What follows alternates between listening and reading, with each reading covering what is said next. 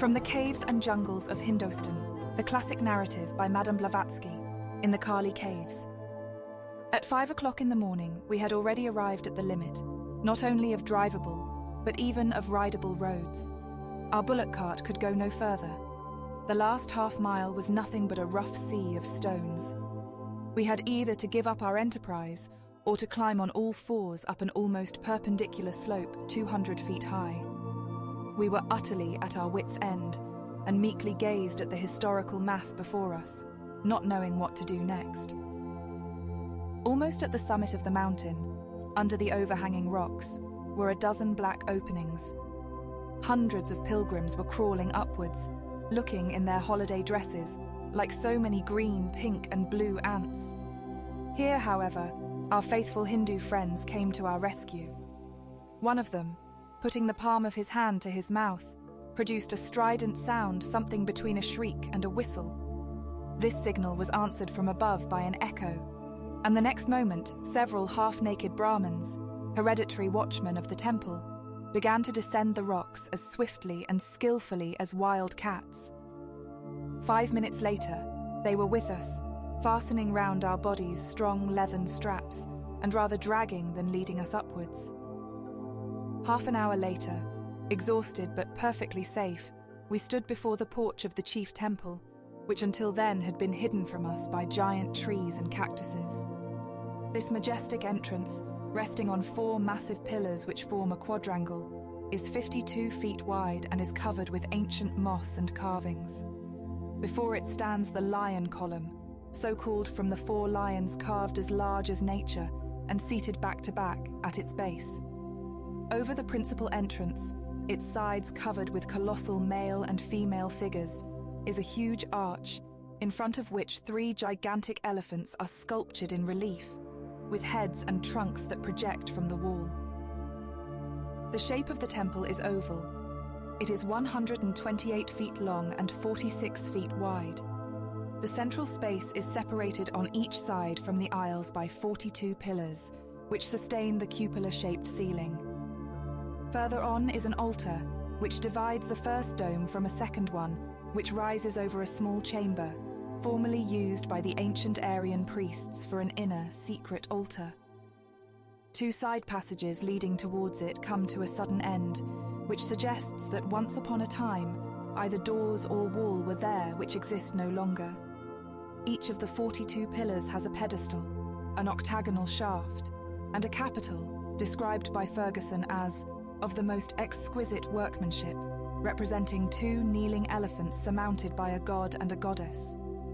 Ferguson further says that this temple, or Chaitya, is older and better preserved than any other in India, and may be assigned to a period about 200 years BC, because Prinsep, who has read the inscription on the Silastamba pillar, asserts that the lion pillar was the gift of Agmitra Ukasa, son of Saha Ravisubhoti, and another inscription shows that the temple was visited by Dathamahara, otherwise Dathahamini, king of Ceylon, in the 20th year of his reign, that is to say, 163 years before our era. For some reason or other, Dr. Stevenson points to 70 years BC as the date, asserting that Karlin, or Karli, was built by the Emperor Devabhuti under the supervision of Danu Kakata. But how can this be maintained in view of the above-mentioned perfectly authentic inscriptions?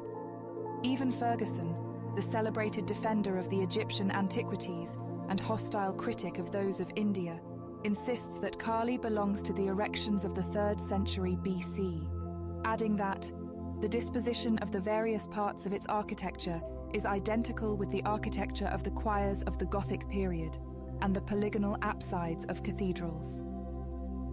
Above the chief entrance is found a gallery, which reminds one of the choirs, where, in Catholic churches, the organ is placed.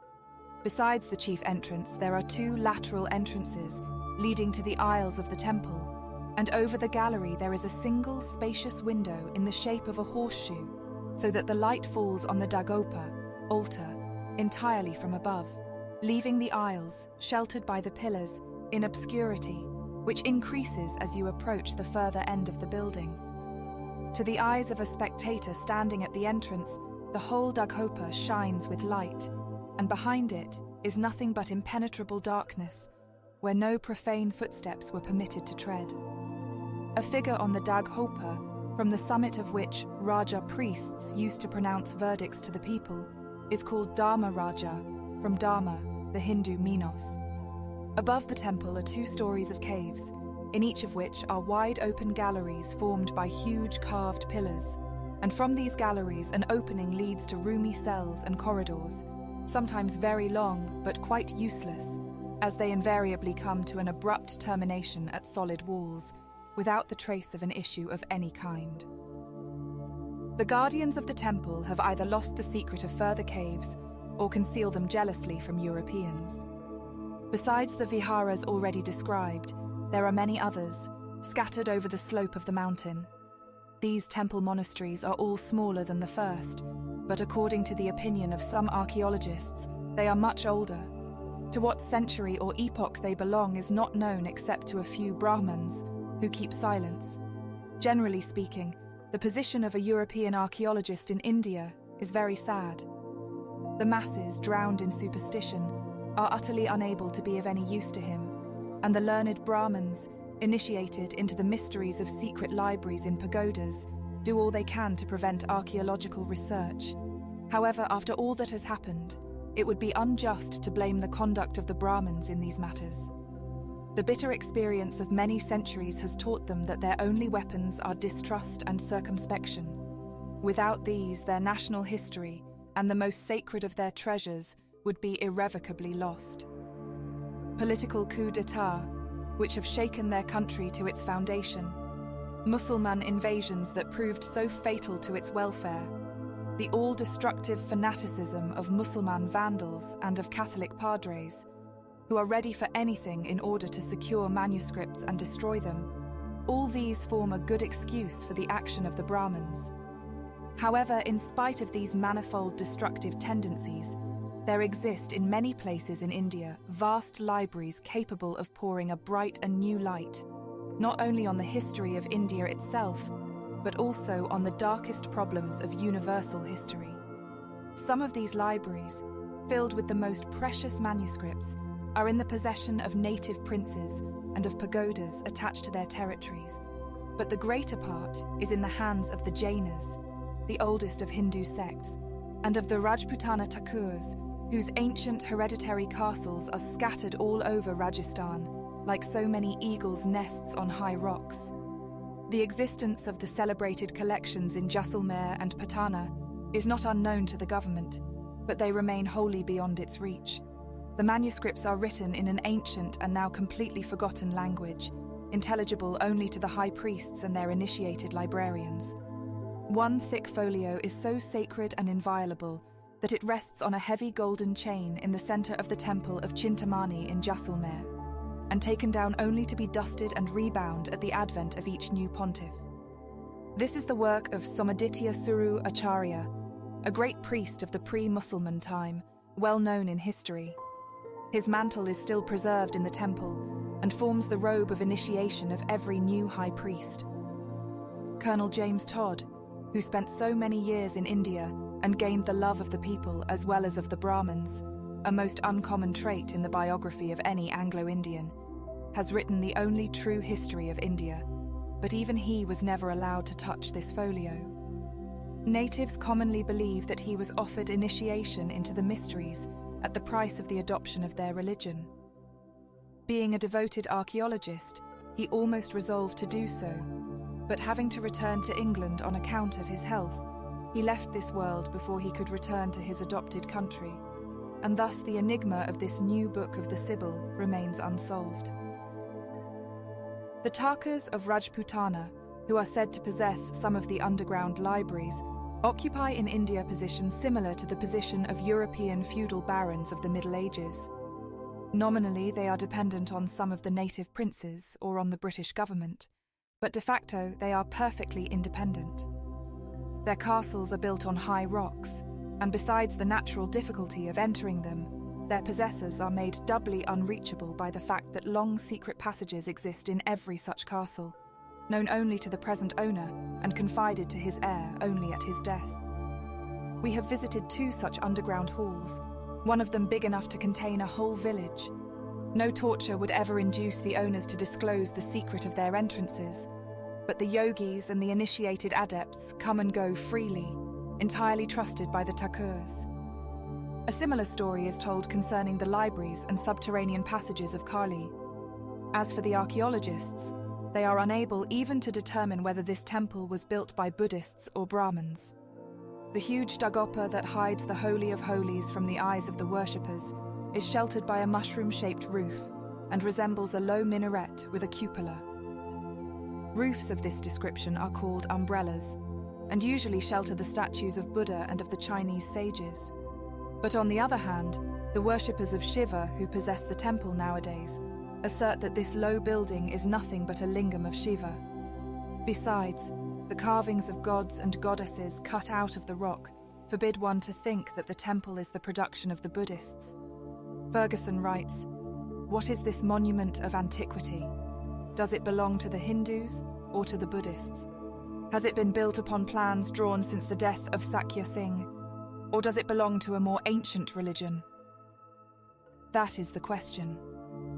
If Ferguson, being bound by facts existing in inscriptions to acknowledge the antiquity of Karli, will still persist in asserting that Elephanta is of much later date, he will scarcely be able to solve this dilemma, because the two styles are exactly the same, and the carvings of the latter are still more magnificent. To ascribe the temples of Elephanta and Kanari to the Buddhists, and to say that their respective periods correspond to the 4th and 5th centuries in the first case, and the 10th in the second, is to introduce into history a very strange and unfounded anachronism. After the 1st century AD, there was not left a single influential Buddhist in India. Conquered and persecuted by the Brahmins, they emigrated by thousands to Ceylon and the Trans-Himalayan districts. After the death of King Asoka, Buddhism speedily broke down, and in a short time was entirely displaced by the theocratic Brahmanism. Ferguson's hypothesis that the followers of Sakya Singh, driven out by intolerance from the continent, probably sought shelter on the islands that surround Bombay, would hardly sustain critical analysis. Elephanta and Salsetta are quite near to Bombay, 2 and 5 miles distant respectively, and they are full of ancient Hindu temples. Is it credible, then, that the Brahmins, at the culminating point of their power, just before the Muslim invasions, fanatical as they were, and mortal enemies of the Buddhists, would allow these hated heretics to build temples within their possessions in general, and on Garipuri in particular, this latter being an island consecrated to their Hindu pagodas? It is not necessary to be either a specialist, an architect, or an eminent archaeologist in order to be convinced at the first glance that such temples as Elephanta are the work of cyclopses, requiring centuries and not years for their construction. Whereas in Karli everything is built and carved after a perfect plan, in Elephanta it seems as if thousands of different hands had wrought at different times, each following its own ideas and fashioning after its own device. All 3 caves are dug out of a hard porphyry rock. The first temple is practically a square, 130 feet 6 inches long and 130 feet wide. It contains 26 thick pillars and 16 pilasters. Between some of them there is a distance of 12 or 16 feet, between others 15 feet 5 inches, 13 feet 3.5 inches, and so on. The same lack of uniformity is found in the pedestals of the columns, the finish and style of which is constantly varying. Why then should we not pay some attention to the explanations of the Brahmins? They say that this temple was begun by the sons of Pandu after the Great War, Mahabharata, and that after their death every true believer was bidden to continue the work according to his own notions. Thus the temple was gradually built during 3 centuries. Everyone who wished to redeem his sins would bring his chisel and set to work. Many were the members of royal families, and even kings, who personally took part in these labours. On the right-hand side of the temple, there is a cornerstone, a lingam of Shiva, in his character of fructifying force, which is sheltered by a small square chapel with 4 doors. Round this chapel are many colossal human figures. According to the Brahmins, These are statues representing the royal sculptors themselves, they being doorkeepers of the Holy of Holies, Hindus of the highest caste. Each of the larger figures leans upon a dwarf representative of the lower castes, which have been promoted by the popular fancy to the rank of demons, pisakas. Moreover, the temple is full of unskillful work. The Brahmins hold that such a holy place could not be deserted if men of the preceding and present generations had not become unworthy of visiting it. As to Kanari or Kanhari and some other cave temples, there is not the slightest doubt that they were all erected by Buddhists. In some of them were found inscriptions in a perfect state of preservation, and their style does not remind one in the least of the symbolical buildings of the Brahmins. Archbishop Heber thinks the Kanari caves were built in the 1st or 2nd centuries BC, but Elephanta is much older and must be classed among prehistoric monuments. That is to say, its date must be assigned to the epoch that immediately followed the Great War, Mahabharata. Unfortunately, the date of this war is a point of disagreement between European scientists. The celebrated and learned Dr. Martin Haug thinks it is almost antediluvian, while the no less celebrated and learned Professor Max Muller places it as near the 1st century of our era as possible. The fair was at its culmination when, having finished visiting the cells, climbing over all the stories, and examining the celebrated Hall of Wrestlers, we descended, not by way of the stairs, of which there is no trace to be found, but after the fashion of pails bringing water out of a deep well, that is to say, by the aid of ropes. A crowd of about 3,000 persons had assembled from the surrounding villages and towns. Women were there, adorned from the waist down in brilliant-hued saris, with rings in their noses, their ears, their lips, and on all parts of their limbs that could hold a ring. Their raven-black hair, which was smoothly combed back, shone with coconut oil, and was adorned with crimson flowers, which are sacred to Shiva and to Pavani, the feminine aspect of this god.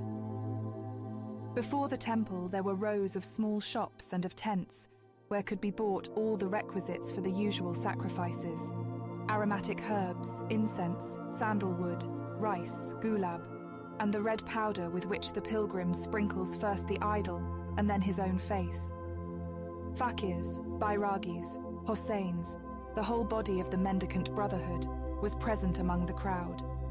Wreathed in chaplets with long uncombed hair twisted at the top of the head into a regular chignon, and with bearded faces, they presented a very funny likeness to naked apes. Some of them were covered with wounds and bruises due to mortification of the flesh. We also saw some bunis, snake charmers, with dozens of various snakes round their waists, necks, arms and legs. Models well worthy of the brush of a painter who intended to depict the image of a male fury. One Jaduga was especially remarkable. His head was crowned with a turban of cobras. Expanding their hoods and raising their leaf-like dark green heads, these cobras hissed furiously, and so loudly that the sound was audible 100 paces off. Their stings quivered like lightning, and their small eyes glittered with anger at the approach of every passerby. The expression, "the sting of a snake," is universal, but it does not describe accurately the process of inflicting a wound. The sting of a snake is perfectly harmless. To introduce the poison into the blood of a man or of an animal, the snake must pierce the flesh with its fangs, not prick with its sting. The needle-like eye teeth of a cobra communicate with the poison gland, and if this gland is cut out, the cobra will not live more than 2 days. Accordingly, the supposition of some skeptics that the bunis cut out this gland is quite unfounded. The term hissing is also inaccurate when applied to cobras. They do not hiss. The noise they make is exactly like the death rattle of a dying man.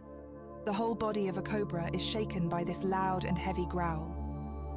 Here we happen to be the witnesses of a fact which I relate exactly as it occurred, without indulging in explanations or hypotheses of any kind. I leave to naturalists the solution of the enigma.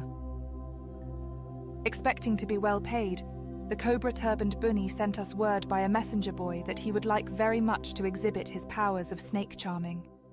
Of course, we were perfectly willing, but on condition that between us and his pupils there should be what Mr. Disraeli would call a scientific frontier. Asterisk.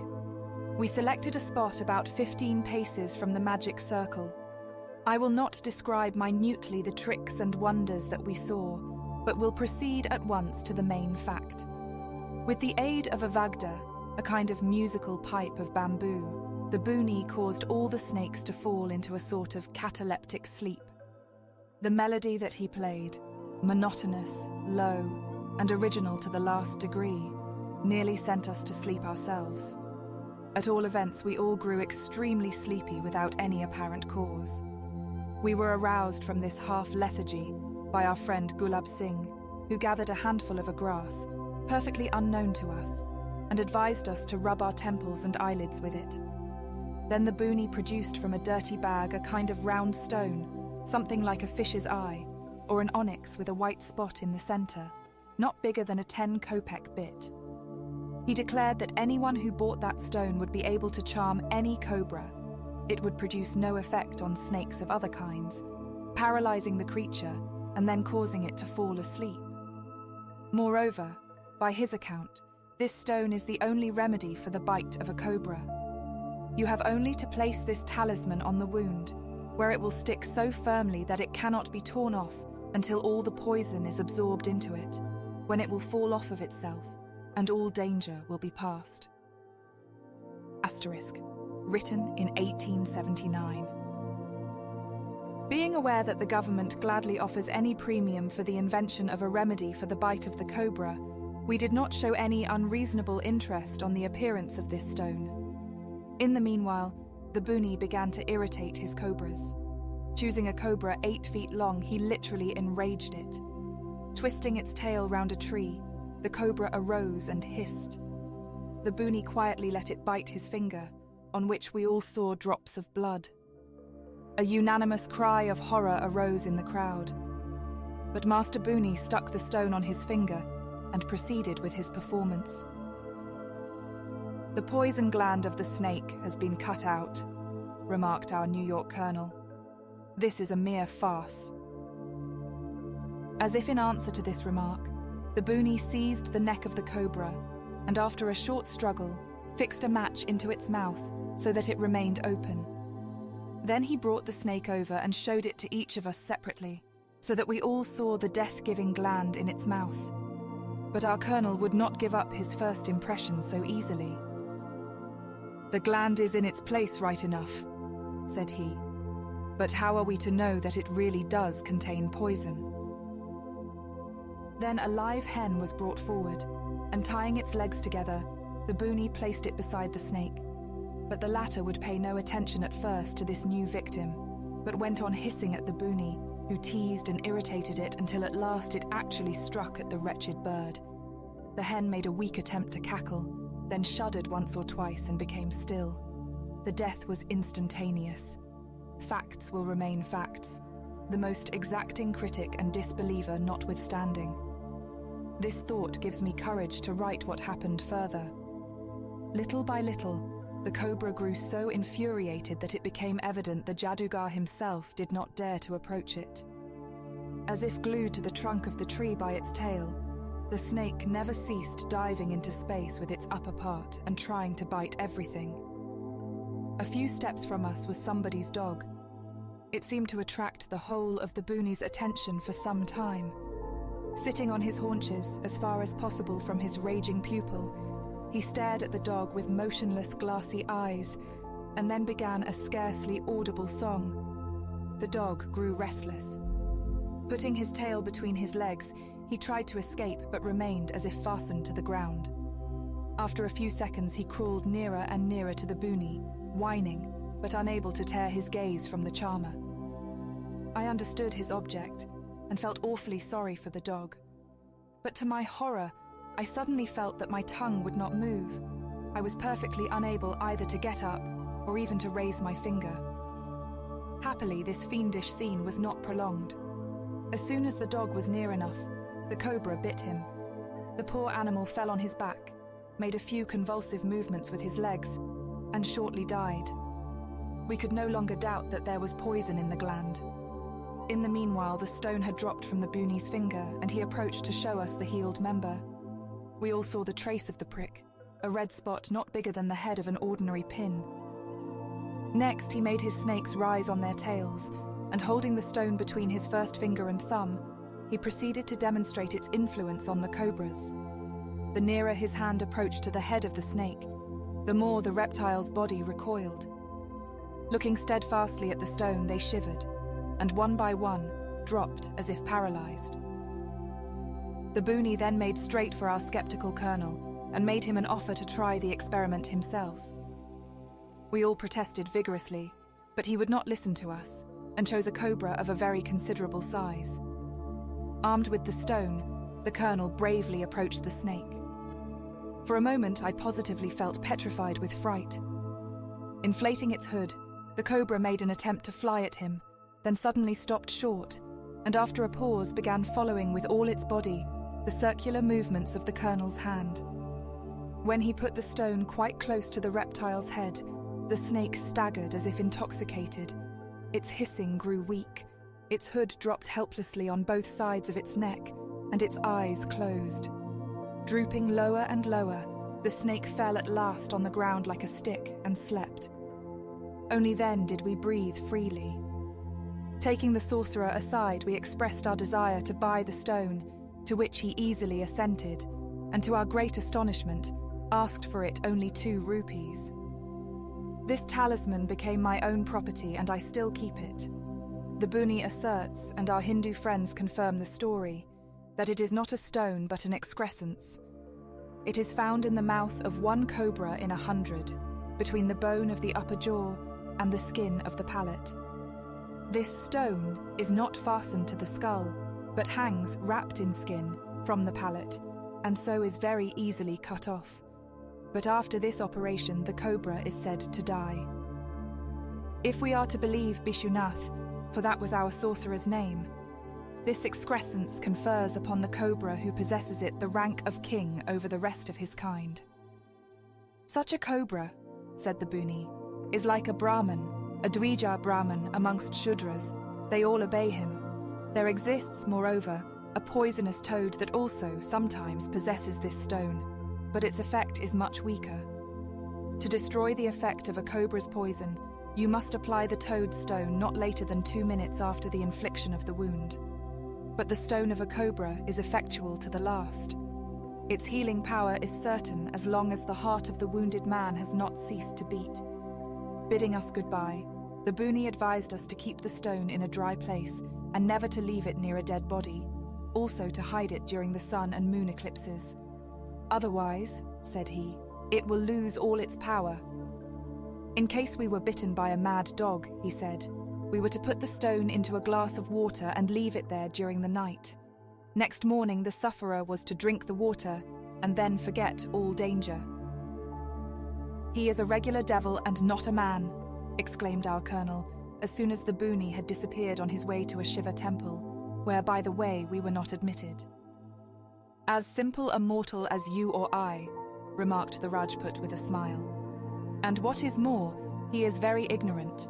The truth is, he has been brought up in a Shivaite pagoda, like all the real snake charmers. Shiva is the patron god of snakes, and the Brahmins teach the Bunis to produce all kinds of mesmeric tricks by empirical methods, never explaining to them the theoretical principles, but assuring them that Shiva is behind every phenomenon, so that the Bunis sincerely ascribe to their god the honor of their miracles. The government of India offers a reward for an antidote to the poison of the cobra. Why then do the Bunis not claim it, rather than let thousands of people die helpless? The Brahmins would never suffer that. If the government took the trouble to examine carefully the statistics of deaths caused by snakes, it would be found that no Hindu of the Shivaite sect has ever died from the bite of a cobra. They let people of other sects die, but save the members of their own flock. But did we not see how easily he parted with his secret, notwithstanding we were foreigners? Why should not the English buy it as readily? Because this secret is quite useless in the hands of Europeans. The Hindus do not try to conceal it, because they are perfectly certain that without their aid, nobody can make any use of it. The stone will retain its wonderful power only when it is taken from a live cobra.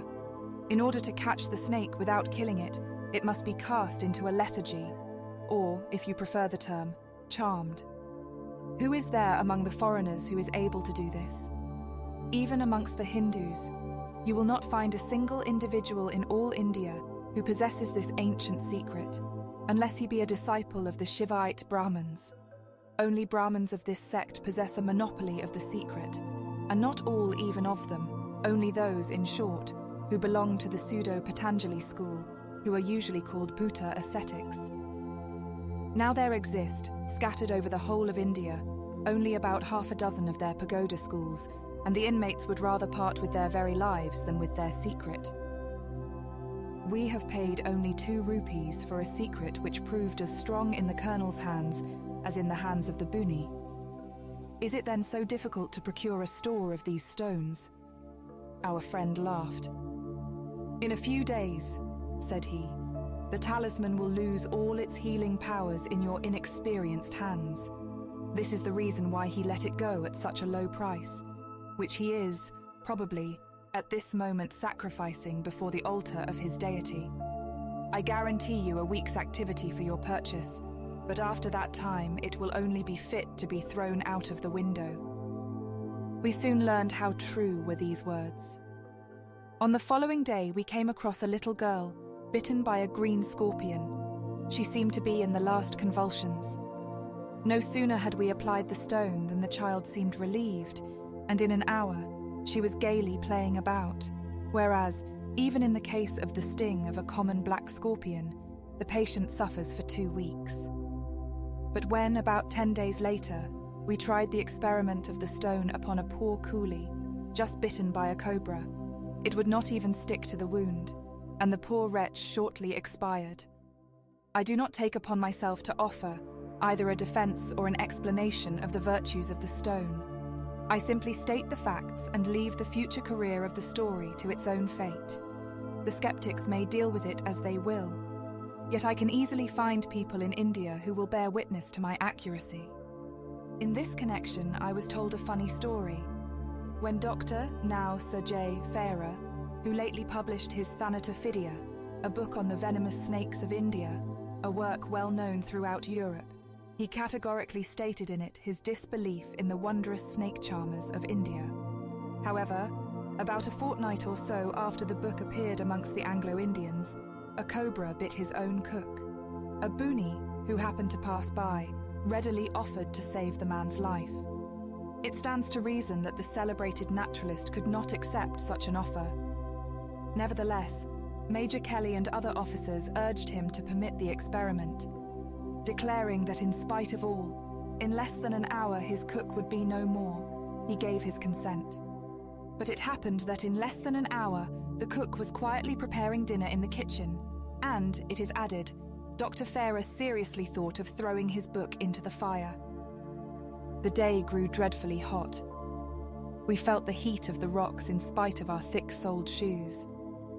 Besides, the general curiosity aroused by our presence and the unceremonious persecutions of the crowd were becoming tiring. We resolved to go home, that is to say, to return to the cool cave, 600 paces from the temple, where we were to spend the evening and to sleep. We would wait no longer for our Hindu companions, who had gone to see the fair, and so we started by ourselves. On approaching the entrance of the temple, we were struck by the appearance of a young man who stood apart from the crowd and was of an ideal beauty. He was a member of the Sadhu sect, a candidate for saintship, to use the expression of one of our party. The Sadhus differ greatly from every other sect. They never appear unclothed, do not cover themselves with damp ashes, wear no painted signs on their faces or foreheads, and do not worship idols. Belonging to the Advaiti section of the Vedantic school, they believe only in Parabrahm, the Great Spirit. The young man looked quite decent in his light yellow costume, a kind of nightgown without sleeves.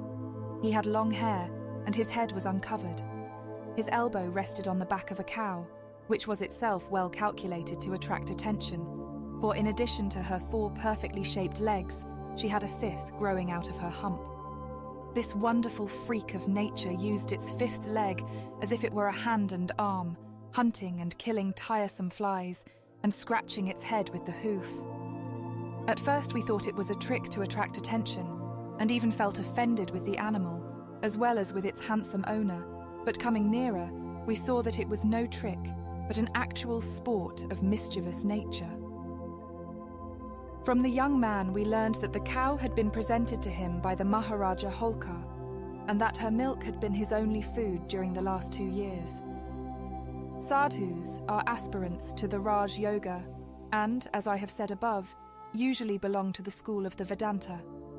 That is to say, they are disciples of initiates who have entirely resigned the life of the world and lead a life of monastic chastity.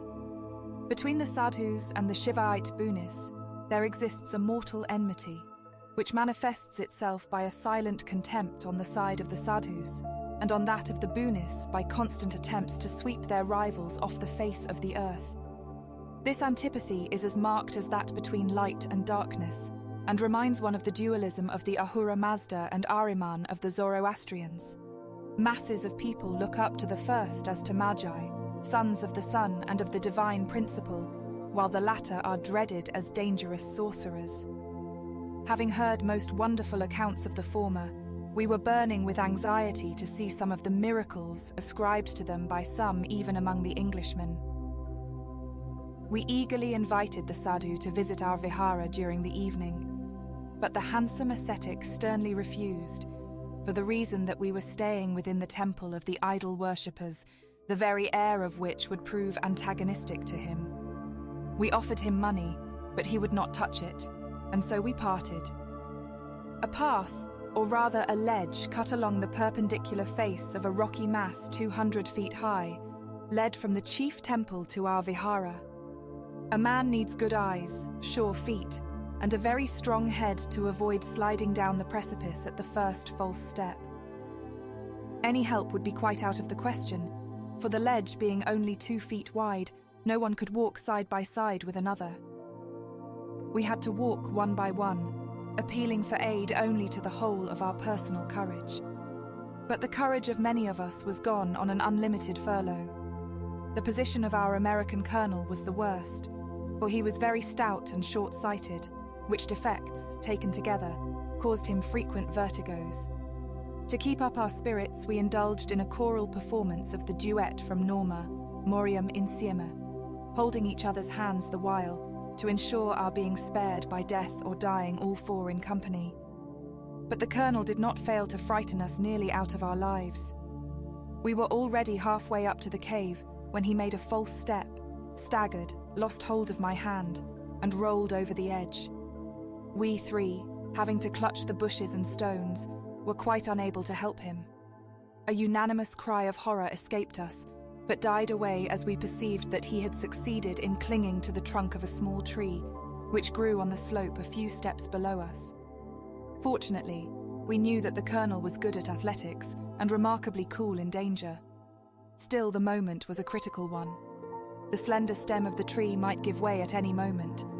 Our cries of distress were answered by the sudden appearance of the mysterious sadhu with his cow. They were quietly walking along about 20 feet below us, on such invisible projections of the rock that a child's foot could barely have found room to rest there, and they both travelled as calmly and even carelessly as if a comfortable causeway were beneath their feet instead of a vertical rock. The sadhu called out to the colonel to hold on and to us to keep quiet. He patted the neck of his monstrous cow and untied the rope by which he was leading her. Then, with both hands he turned her head in our direction, and clucking with his tongue, he cried, "Chal! Go!" With a few wild goat-like bounds, the animal reached our path and stood before us motionless. For the sadhu himself, his movements were as swift and as goat-like. In a moment he had reached the tree, tied the rope round the colonel's body, and put him on his legs again. Then, rising higher, with one effort of his strong hand, he hoisted him up to the path. Our colonel was with us once more, rather pale, and with the loss of his pince-nez, but not of his presence of mind. An adventure that had threatened to become a tragedy ended in a farce. "What is to be done now?" was our unanimous inquiry. "We cannot let you go alone any further. In a few moments it will be dark and we shall be lost," said Mr. Y, the Colonel's secretary. And indeed, the sun was dipping below the horizon, and every moment was precious. In the meanwhile, the sadhu had fastened the rope around the cow's neck again and stood before us on the pathway, evidently not understanding a word of our conversation. His tall, slim figure seemed as if suspended in the air above the precipice. His long black hair floating in the breeze alone showed that in him we beheld a living being and not a magnificent statue of bronze. Forgetting our recent danger and our present awkward situation, Miss X, who was a born artist, exclaimed, "Look at the majesty of that pure profile. Observe the pose of that man. How beautiful are his outlines seen against the golden and blue sky. One would say, a Greek Adonis, not a Hindu." But the Adonis in question put a sudden stop to her ecstasy. He glanced at Miss X, with half-pitying, half-kindly, laughing eyes, and said with his ringing voice in Hindi, "Bara Sahib cannot go any further without the help of someone else's eyes. Sahib's eyes are his enemies. Let the Sahib ride on my cow. She cannot stumble." "I? Ride on a cow, and a 5-legged one at that? Never!" exclaimed the poor Colonel, with such a helpless air nevertheless, that we burst out laughing. "It will be better for Sahib to sit on a cow than to lie on a chitta, the pyre on which dead bodies are burned," remarked the sadhu with modest seriousness. "Why call forth the hour which has not yet struck?" The Colonel saw that argument was perfectly useless, and we succeeded in persuading him to follow the sadhu's advice, who carefully hoisted him on the cow's back. Then, recommending him to hold on by the 5th leg, he led the way. We all followed to the best of our ability. In a few minutes more, we were on the veranda of our vihara, where we found our Hindu friends who had arrived by another path. We eagerly related all our adventures, and then looked for the sadhu, but in the meanwhile, he had disappeared together with his cow. "Do not look for him. He is gone by a road known only to himself," remarked Gulab Singh carelessly. "He knows you are sincere in your gratitude, but he would not take your money. He is a sadhu, not a bunny," added he proudly. We remembered that it was reported this proud friend of ours also belonged to the sadhu sect. "Who can tell," whispered the Colonel in my ear, "whether these reports are mere gossip or the truth?" Sadhu Nanaka must not be confounded with Guru Nanaka, a leader of the Sikhs. The former are Advaitas, the latter monotheists. The Advaitas believe only in an impersonal deity named Parabrahm. In the chief hall of the Vihara was a life-size statue of Pavani, the feminine aspect of Shiva. From the bosom of this Devaki streams forth the pure, cold water of a mountain spring, which falls into a reservoir at her feet. Around it lay heaps of sacrificial flowers, rice, betel leaves, and incense.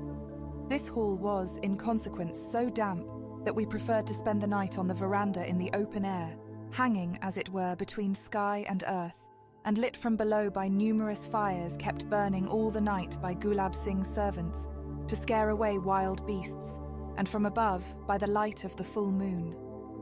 A supper was arranged after the Eastern fashion, on carpets spread upon the floor, and with thick banana leaves for plates and dishes. The noiselessly gliding steps of the servants, more silent than ghosts, their white muslins and red turbans, the limitless depths of space, lost in waves of moonlight, before us and behind, the dark vaults of ancient caves, dug out by unknown races in unknown times, in honor of an unknown, prehistoric religion. All these, our surroundings, transported us into a strange world and into distant epochs far different from our own. We had before us representatives of 5 different peoples, 5 different types of costume, each quite unlike the others. All 5 are known to us in ethnography under the generic name of Hindus.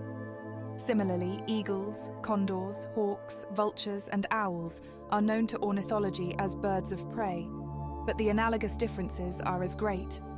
Each of these 5 companions, a Rajput, a Bengali, a Madrasi, a Sinhalese, and a Marathi, is a descendant of a race, the origin of which European scientists have discussed for over half a century without coming to any agreement. Rajputs are called Hindus and are said to belong to the Aryan race, but they call themselves Suryavansa, that is to say, descendants of Surya, or the sun. The Brahmins derive their origin from Indu, the moon, and are called Induvansa, Indu, Soma, or Chandra, meaning moon in Sanskrit. If the first Aryans appearing in the prologue of universal history are Brahmins, that is to say, the people who, according to Max Muller, having crossed the Himalayas, conquered the country of the 5 rivers, then the Rajputs are no Aryans, and if they are Aryans, they are not Brahmins, as all their genealogies and sacred books, Puranas, show that they are much older than the Brahmins. And in this case, moreover, the Aryan tribes had an actual existence in other countries of our globe than the much-renowned district of the Oxus, the cradle of the Germanic race, the ancestors of Aryans and Hindus, in the fancy of the scientist we have named and his German school. The moon line begins with Pururavas. See the genealogical tree prepared by Colonel Todd from the MS Puranas in the Udaipur archives. That is to say, 2,200 years before Christ, and much later than Ikshvaku, the patriarch of the Suryavansa. The 4th son of Pururavas, Ref, stands at the head of the line of the moon race, and only in the 15th generation after him appears Harita, who founded the Kanshika Gotra, the Brahmin tribe. The Rajputs hate the latter. They say the children of the sun and Rama have nothing in common with the children of the moon and Krishna. As for the Bengalis, according to their traditions and history, they are Aborigines. The Madrasis and the Sinhalese are Dravidians. They have, in turn, been said to belong to the Semites, the Hamites, the Aryans, and lastly, they have been given up to the will of God, with the conclusion drawn that the Sinhalese, at all events, must be Mongolians of Turanian origin. The Marathis are Aborigines of the west of India, as the Bengalis are of the east. But to what group of tribes belong these 2 nationalities, no ethnographer can define, save perhaps a German. The traditions of the people themselves are generally denied, because they are not in harmony with foregone conclusions. The meaning of ancient manuscripts is disfigured, and in fact sacrificed to fiction, if only the latter proceeds from the mouth of some favourite oracle. The ignorant masses are often blamed and found to be guilty of superstition for creating idols in the spiritual world. Is not then the educated man, the man who craves after knowledge, who is enlightened, still more inconsistent than these masses, when he deals with his favourite authorities? Are not half a dozen laurel-crowned heads allowed by him to do whatever they like with facts, to draw their own conclusions according to their own liking? And does he not stone everyone who would dare to rise against the decisions of these quasi-infallible specialists and brand him as an ignorant fool? Let us remember the case in point of Louis Jacoliot, who spent 20 years in India, who actually knew the language and the country to perfection, and who, nevertheless, was rolled in the mud by Max Muller, whose foot never touched Indian soil. The oldest peoples of Europe are mere babes compared with the tribes of Asia, and especially of India. And oh, how poor and insignificant are the genealogies of the oldest European families compared with those of some Rajputs. In the opinion of Colonel Todd, who for over 20 years studied these genealogies on the spot, they are the completest and most trustworthy of the records of the peoples of antiquity. They date from 1,000 to 2,200 years BC, and their authenticity may often be proved by reference to Greek authors. After long and careful research and comparison with the text of the Puranas and various monumental inscriptions, Colonel Todd came to the conclusion that in the Udaipur archives, now hidden from public inspection, not to mention other sources, may be found a clue to the history of India in particular, and to universal ancient history in general. Colonel Todd advises the earnest seeker after this clue not to think, with some flippant archaeologists who are insufficiently acquainted with India, that the stories of Rama, the Mahabharata, Krishna, and the 5 brothers Pandu are mere allegories. He affirms that he who seriously considers these legends will very soon become thoroughly convinced that all these so-called fables are founded on historical facts, by the actual existence of the descendants of the heroes, by tribes, ancient towns, and coins still extant, that to acquire the right to pronounce a final opinion, one must read first the inscriptions on the Indraprastha pillars of Purag and Mevar, on the rocks of Junagadh in Bijoli, on Aravuli, and on all the ancient Jaina temples scattered throughout India, where are to be found numerous inscriptions in a language utterly unknown, in comparison with which the hieroglyphs will seem a mere toy. Yet, nevertheless, Professor Max Muller, who, as already mentioned, was never in India, sits as a judge and corrects chronological tables as is his wont, and Europe, taking his words for those of an oracle, endorses his decisions. Et ce est ainsi que s'écrit l'histoire. Talking of the venerable German Sanskritists' chronology, I cannot resist the desire to show, be it only to Russia, on what a fragile basis are founded his scientific discussions, and how little he is to be trusted when he pronounces upon the antiquity of this or that manuscript. These pages are of a superficial and descriptive nature, and, as such, make no pretense to profound learning, so that what follows may seem incongruous. But it must be remembered that in Russia, as elsewhere in Europe, people estimate the value of this philological light by the points of exclamation lavished upon him by his admiring followers, and that no one reads the Veda Bhashaya of Swami Dayanand. It may even be that I shall not be far from the truth in saying that the very existence of this work is ignored, which may perhaps be a fortunate fact for the reputation of Professor Max Muller. I shall be as brief as possible. When Professor Max Muller states in his Sahitya Grantha that the Aryan tribe in India acquired the notion of God step by step and very slowly, he evidently wishes to prove that the Vedas are far from being as old as is supposed by some of his colleagues. Having presented in due course some more or less valuable evidence to prove the truth of this new theory, he ends with a fact which, in his opinion, is indisputable. He points to the word Hiranyagarbha in the mantrams, which he translates by the word gold, and adds that, as the part of the Vedas called Chanda appeared 3,100 years ago, the part called mantrams could not have been written earlier than 2,900 years ago. Let me remind the reader that the Vedas are divided into two parts: chandas, slokas, verses, etc., and mantrams, prayers and rhythmical hymns, which are, at the same time, incantations used in white magic.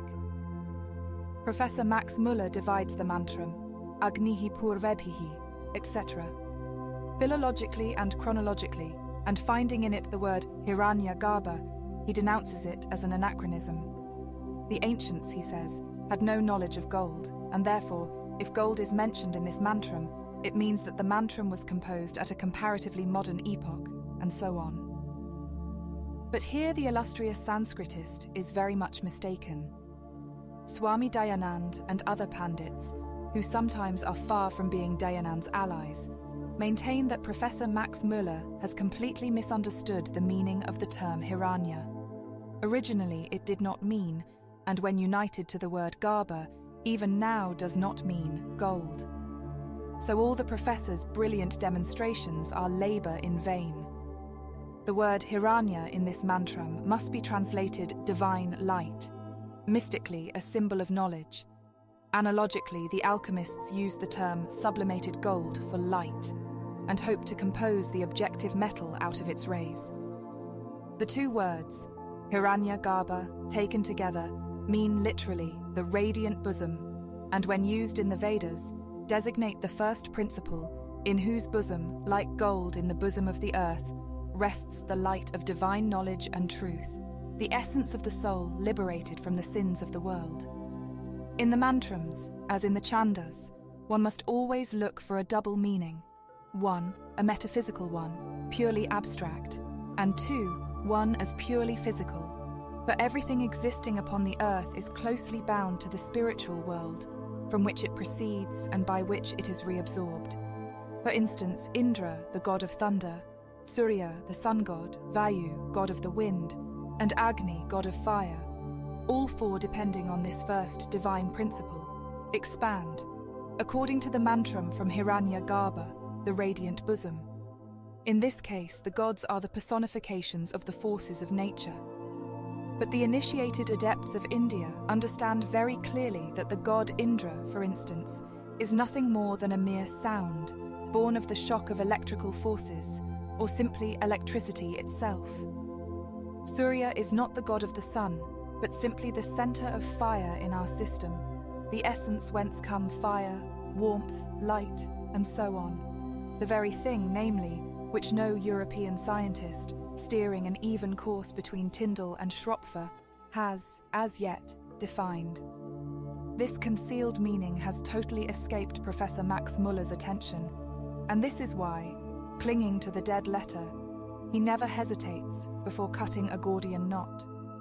How then can he be permitted to pronounce upon the antiquity of the Vedas, when he is so far from the right understanding of the language of these ancient writings? The above is a resume of Dayanand's argument, and to him the Sanskritists must apply for further particulars, which they will certainly find in his Rigvedadi Bhashya Bhumika.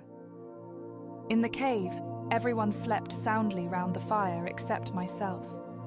None of my companions seemed to mind in the least either the hum of the thousand voices of the fair, or the prolonged, faraway roar of the tigers rising from the valley, or even the loud prayers of the pilgrims who passed to and fro all night long, never fearing to cross the steep passage, which, even by daylight, caused us such perplexity.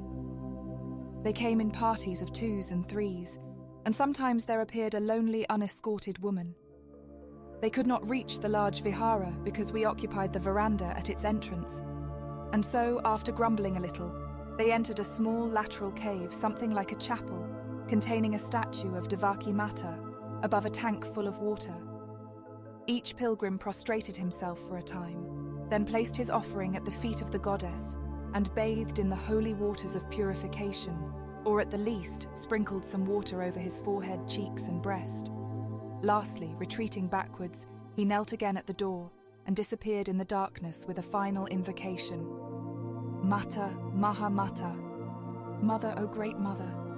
2 of Gulab Singh's servants, with traditional spears and shields of rhinoceros skin, who had been ordered to protect us from wild beasts, sat on the steps of the veranda. I was unable to sleep, and so watched with increasing curiosity everything that was going on. The Thakur, too, was sleepless.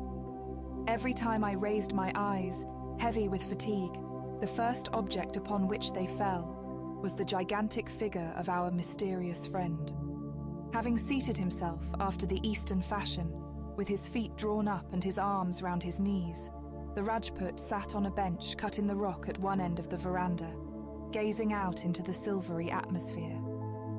He was so near the abyss that the least incautious movement would expose him to great danger. But the granite goddess, Bhavani herself, could not be more immovable. The light of the moon before him was so strong that the black shadow under the rock which sheltered him was doubly impenetrable, shrouding his face in absolute darkness. From time to time, the flame of the sinking fires leaping up shed its hot reflection on the dark bronze face, enabling me to distinguish its sphinx-like lineaments and its shining eyes, as unmoving as the rest of the features. What am I to think? Is he simply sleeping, or is he in that strange state, that temporary annihilation of bodily life? Only this morning he was telling us how the initiate Raj yogis were able to plunge into this state at will. Oh, if I could only go to sleep. Suddenly, a loud, prolonged hissing, quite close to my ear, made me start, trembling with indistinct reminiscences of cobras. The sound was strident and evidently came from under the hay upon which I rested. Then it struck 1, 2. It was our American alarm clock which always travelled with me. I could not help laughing at myself and at the same time feeling a little ashamed of my involuntary fright.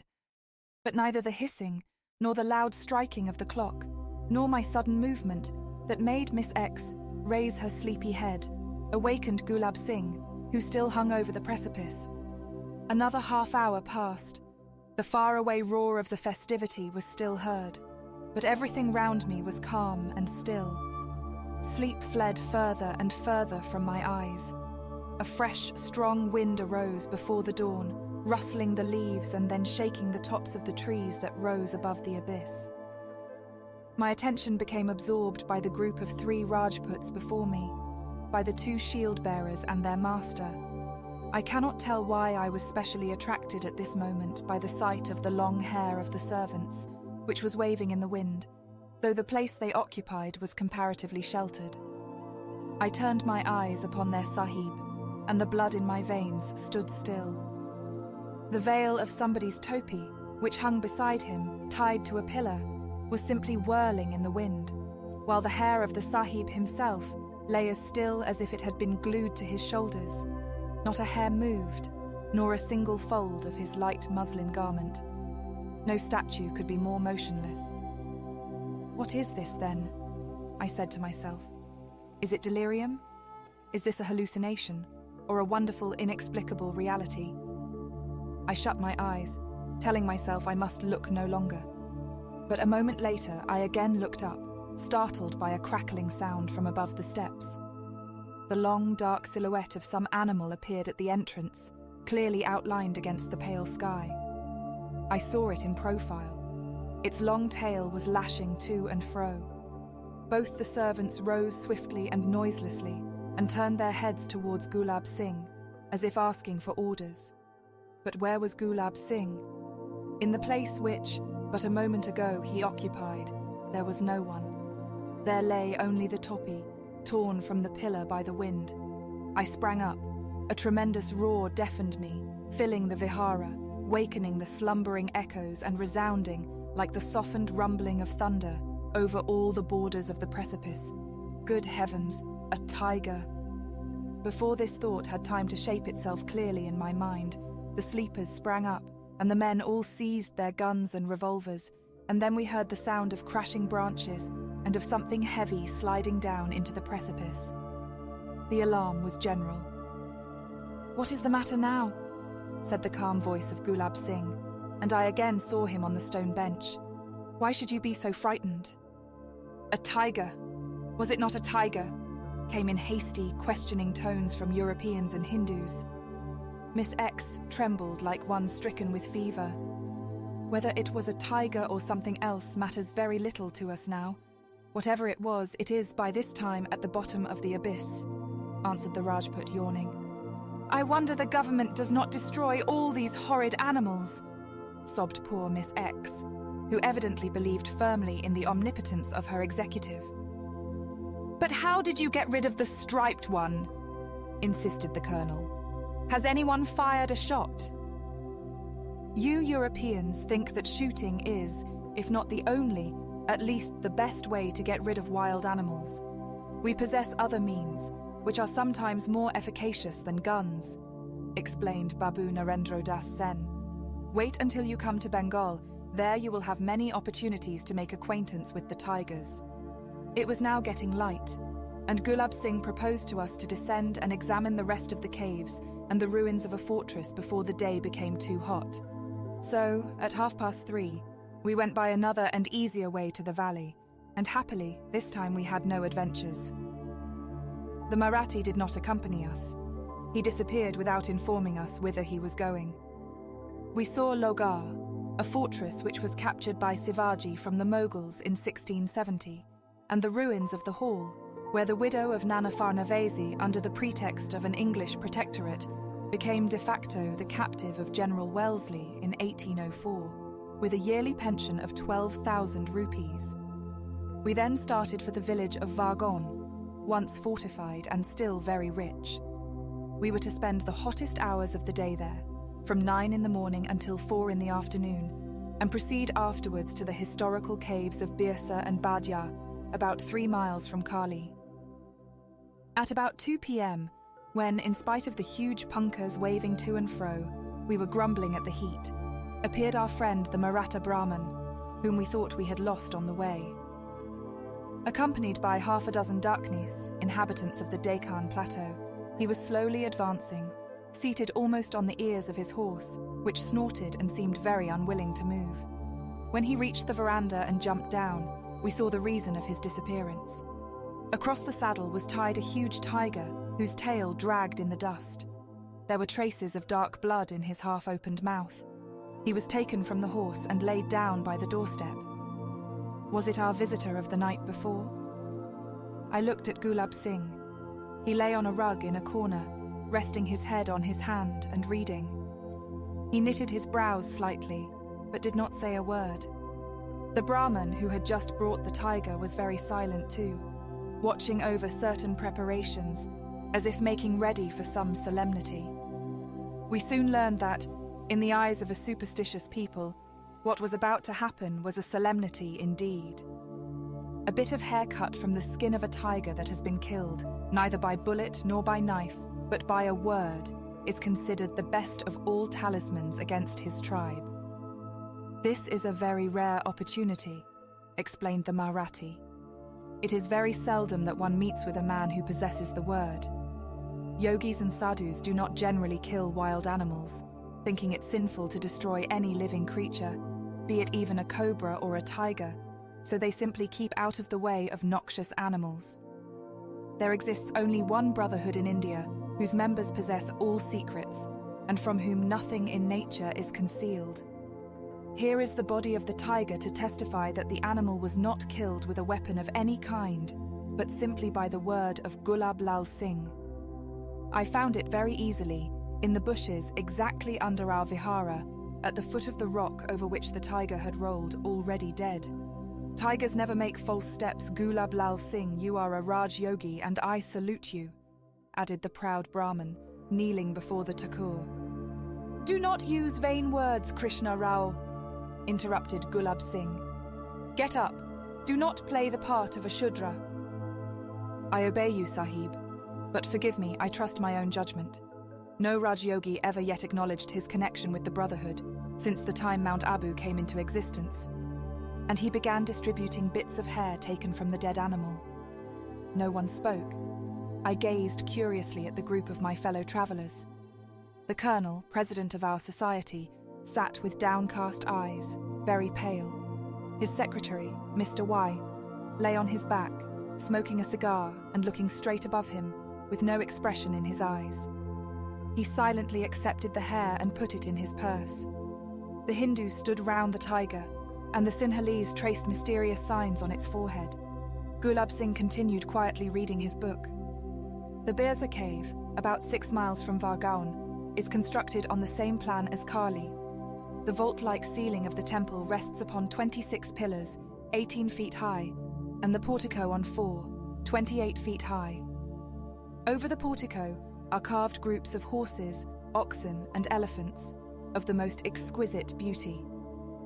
The Hall of Initiation is a spacious oval room with pillars and 11 very deep cells cut in the rock. The Bata caves are older and more beautiful. Inscriptions may still be seen showing that all these temples were built by Buddhists, or rather by Jainas. Modern Buddhists believe in one Buddha only, Gautama, prince of Kapilavastu, 6 centuries before Christ, whereas the Jainas recognize a Buddha in each of their 24 divine teachers, Tirthankaras, the last of whom was the guru, teacher, of Gautama. This disagreement is very embarrassing when people try to conjecture the antiquity of this or that vihara or chaitya. The origin of the Jaina sect is lost in the remotest, unfathomed antiquity, so the name of Buddha mentioned in the inscriptions may be attributed to the last of the Buddhas as easily as to the first, who lived, see Todd's genealogy, a long time before 2200 BC. One of the inscriptions in the Byra cave, for instance, in cuneiform characters says, "From an ascetic in Nasik, to the one who is worthy, to the holy Buddha, purified from sins, heavenly and great." This tends to convince scientists that the cave was cut out by Buddhists. Another inscription in the same cave, but over an other cell, contains the following: "An agreeable offering of a small gift to the moving force, life, to the mind principle, soul, the well-beloved material body, fruit of Manu, priceless treasure, to the highest and here present, heavenly." Of course, the conclusion is drawn that the building does not belong to the Buddhists, but to the Brahmins, who believe in Manu. Here are two more inscriptions from Bajar Caves. An agreeable gift of the symbol and vehicle of the purified Saka Saka. Gift of the vehicle of Radha, wife of Krishna, symbol of perfection, to Sugata, who is gone forever. Sugata, again, is one of the names of Buddha, a new contradiction. It was somewhere here, in the neighborhood of Vargaon, that the Marathis seized Captain Vaughan and his brother, who were hanged after the Battle of Kirki. Next morning we drove to Chinchor, or, as it is called here, Chinchud. This place is celebrated in the annals of the Deccan. Here one meets with a repetition in miniature of what takes place on a larger scale at Lhasa in Tibet. As Buddha incarnates in every new Dalai Lama, so, here, Gunpati, Ganesha, the god of wisdom with the elephant's head, is allowed by his father Shiva to incarnate in the eldest son of a certain Brahmin family. There is a splendid temple erected in his honor, where the avatars, incarnations of Gunpati, have lived and received adoration for over 200 years. This is how it happened. About 250 years ago, a poor Brahmin couple were promised, in sleep, by the god of wisdom that he would incarnate in their eldest son. The boy was named Maroba, one of the god's titles, in honor of the deity. Maroba grew up, married, and begot several sons, after which he was commanded by the god to relinquish the world and finish his days in the desert. There, during 22 years, according to the legend, Maroba wrought miracles, and his fame grew day by day. He lived in an impenetrable jungle, in a corner of the thick forest that covered Chinchud in those days. Gunpati appeared to him once more and promised to incarnate in his descendants for 7 generations. After this, there was no limit to his miracles, so that the people began to worship him and ended by building a splendid temple for him. At last, Maroba gave orders to the people to bury him alive, in a sitting posture, with an open book in his hands, and never to open his grave again under penalty of his wrath and maledictions. After the burial of Maroba, Gunpati incarnated in his firstborn, who began a conjuring career in his turn, so that Maroba Deo Thirst was replaced by Chintaman Deo Thurn. This latter god had 8 wives and 8 sons. The tricks of the eldest of these sons, Narayan Deo Thirst, became so celebrated that his fame reached the ears of the Emperor Alamgir. In order to test the extent of his deification, Alamgir sent him a piece of a cow's tail wrapped in rich stuffs and coverings. Now, to touch the tail of a dead cow is the worst of all degradations for a Hindu. On receiving it, Narayan sprinkled the parcel with water, and when the stuffs were unfolded, there was found enclosed in them a nosegay of white syringa instead of the ungodly tail. This transformation rejoiced the emperor so much that he presented the god with 8 villages to cover his private expenses. Narayan's social position and property were inherited by Chintaman Deo II, whose heir was Damodar, and lastly, Narayan II came into power. He drew down the malediction of Gunpati by violating the grave of Maroba. That is why his son, the last of the gods, is to die without issue. When we saw him, he was an aged man, about 90 years old. He was seated on a kind of platform. His head shook and his eyes idiotically stared without seeing us, the result of his constant use of opium. On his neck, ears and toes shone precious stones, and all around were spread offerings. We had to take off our shoes before we were allowed to approach this half-ruined relic. On the evening of the same day, we returned to Bombay. 2 days later, we were to start on our long journey to the northwest provinces, and our route promised to be very attractive. We were to see Nasik, one of the few towns mentioned by Greek historians, its caves, and the Tower of Rama; to visit Allahabad, the ancient Prayaga, the metropolis of the Moon dynasty, built at the confluence of the Ganges and Jumna; Benares, the town of 5,000 temples and as many monkeys; Kaunpur, notorious for the bloody revenge of Nana Sahib; the remains of the City of the Sun, destroyed, according to the computations of Colebrook 6,000 years ago; Agra and Delhi. And then, having explored Rajasthan with its 1,000 Thakur castles, fortresses, ruins and legends, we were to go to Lahore, the metropolis of the Punjab, and lastly to stay for a while in Amritsar. There, in the Golden Temple, built in the centre of the Lake of Immortality, was to be held the first meeting of the members of our society, Brahmins, Buddhists, Sikhs, etc. In a word, the representatives of the 1001 sects of India, who all sympathised, more or less, with the idea of the brotherhood of humanity of our Theosophical Society.